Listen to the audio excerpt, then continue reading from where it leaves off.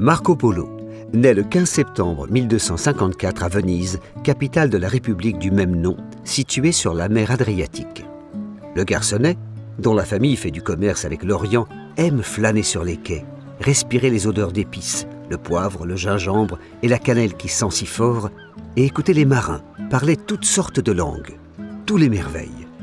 Comme son père et son oncle, tous deux grands voyageurs, il partira lui aussi pour les terres lointaines. C'est ainsi qu'un beau matin, les trois Polos se mettent en route pour la Chine de l'empereur Kubilai Khan. Ils suivent la célèbre route de la soie, d'abord par la mer où les bateaux sont pleins de pierres précieuses, d'épices, de perles, de draps de soie et d'or. Ensuite, par la voie terrestre à dos de cheval. Que c'est loin! Le voyage va durer plusieurs années. Curieux de tout, Marco prend sans cesse des notes. Grâce à ces notes, réunies dans le livre des merveilles, on connaît tout sur le séjour chez Kubilai en 1275 à Cambaluc, la ville du Khan, actuel Pékin. Marco décrit la splendeur de ces 8 palais, les fêtes et les grandes chasses aux faucons. Il s'étonne que l'empereur ait 4 femmes et 22 fils. Kubilai l'engage comme ambassadeur messager, un rôle très important qui implique de parler couramment les 4 langues utilisées dans l'Empire. Marco décrit tout ce qu'il voit, les paysages, les villes traversées, les coutumes des habitants, la faune, la flore. Un vrai guide touristique. Là, ce sont des vergers magnifiques.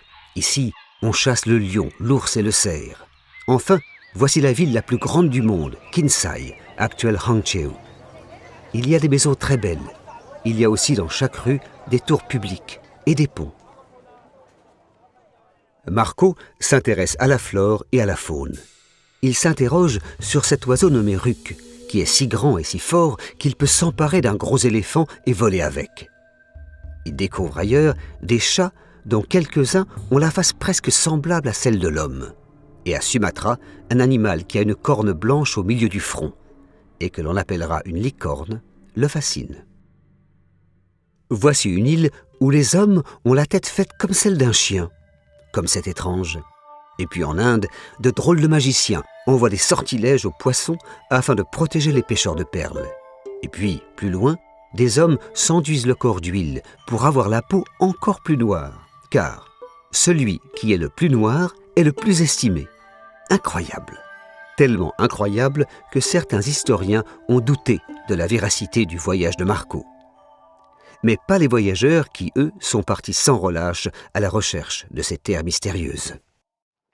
Après 17 ans de découverte, il est temps de rentrer. Un long voyage périlleux jusqu'à Venise où personne ne le reconnaît, car il est habillé comme les Mongols et parle vénitien avec un très drôle d'accent. Il rapporte dans ses bagages des tas de pierres précieuses, des rubis d'un rouge vif, des saphirs d'un bleu profond, des émeraudes d'un vert foncé et des diamants scintillants. La maison de Marco et sa famille est alors surnommée le Palais des Millions. À peine de retour, les Polos se trouvent confrontés à la guerre qui oppose une nouvelle fois la République de Venise à sa rivale, la République de Gênes. Marco n'hésite pas. Il arme une galère pour soutenir la flotte vénitienne. Ce sont des dizaines de bateaux qui s'affrontent dans des combats navals incroyables en Méditerranée. À la bataille du golfe de Layas, Arménie, en 1296, Marco est fait prisonnier. Marco est transféré dans une prison de Gênes. Son compagnon de cellule s'appelle Rustichello de Pise, un écrivain à qui il va dicter ses notes de voyage.